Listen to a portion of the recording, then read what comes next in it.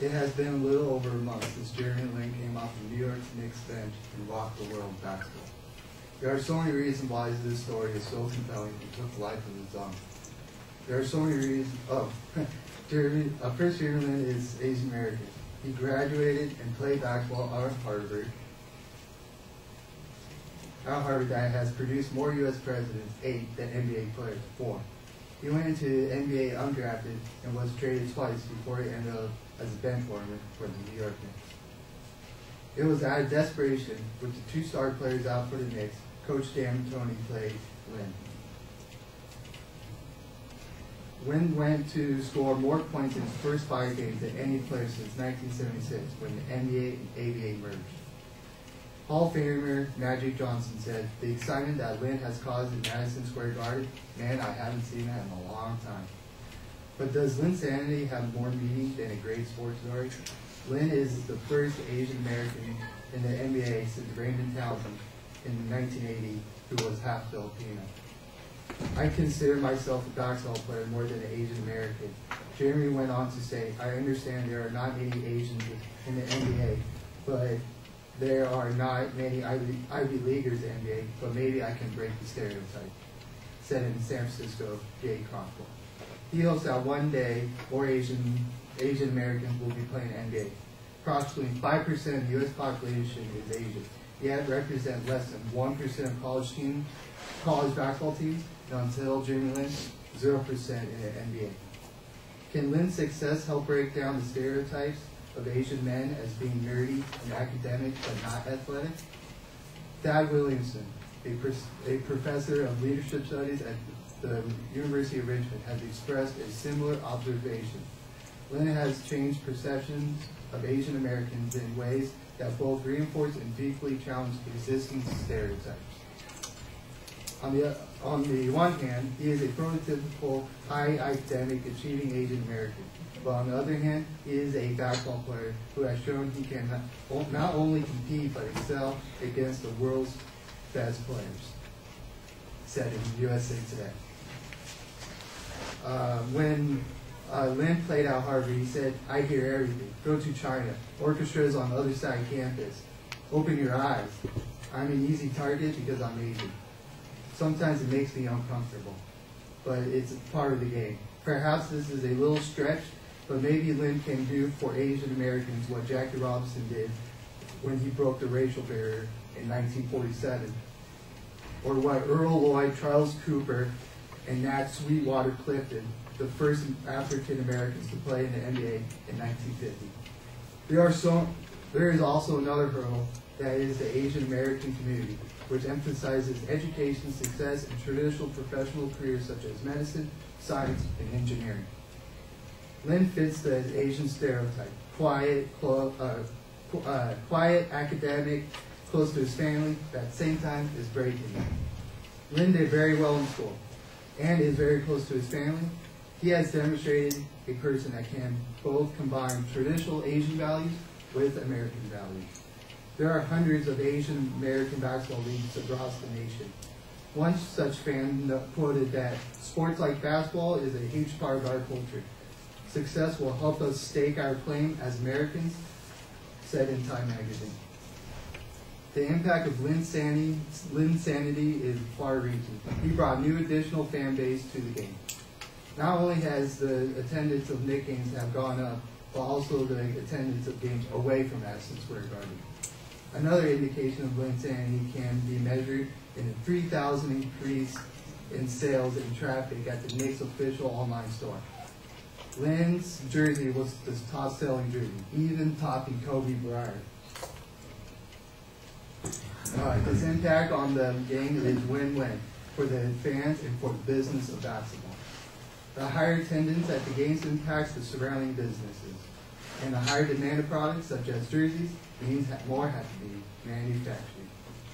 Perhaps Jeremy Lin was the right man who came at the right time.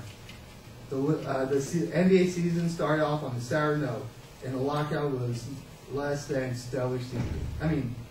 With the lockout and with a less than stellar season. Lin popped out onto the scene and captured Americans' attentions and hearts. Maybe colleges and the NBA will pay more attention to the huge basketball playing population that has been ignored up till now. This is a win-win for everyone, especially for the fans who just want to see good basketball, and for the Asian American community in America. Unlike Yao Ming, a recently retired NBA star, Jeremy Lin is someone all Asian Americans can relate to. He was raised in America, went to school, and played basketball here in America. Lin's popularity and sportsmanship has transcended the national borders and has gone global. The president of Taiwan asked his cabinet to act Lin-like, that is, to be a team player. TV stations in other Asian countries like Thailand, Malaysia, Singapore, and the Philippines are trying to obtain broadcast rights to Knick games. Maybe Lin Sandy can translate the change in the NBA, and not necessarily in an extreme way, but when a reporter asked Michael Jordan why the majority of players in the NBA African American, Michael simply said, practice. I'd like to show you a video of what Lin Sandy is all about.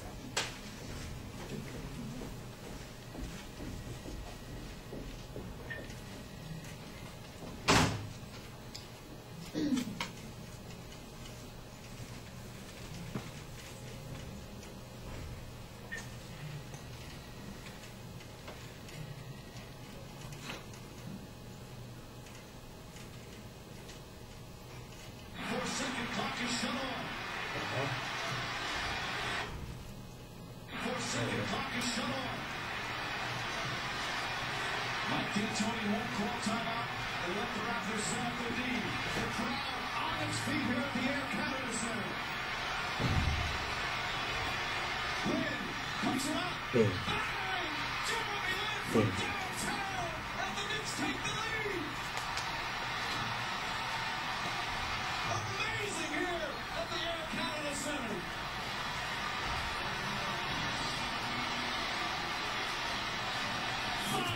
Of a second remaining. Insanity continues. And the Raptors didn't even need their luck. They had the Lakers down.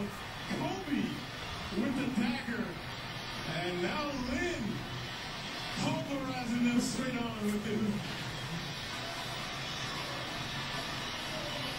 Jeremy Lin.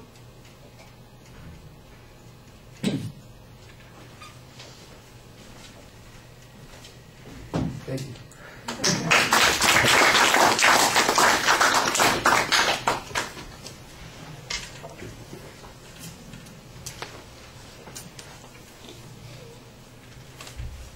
All right, Paul, what did you think?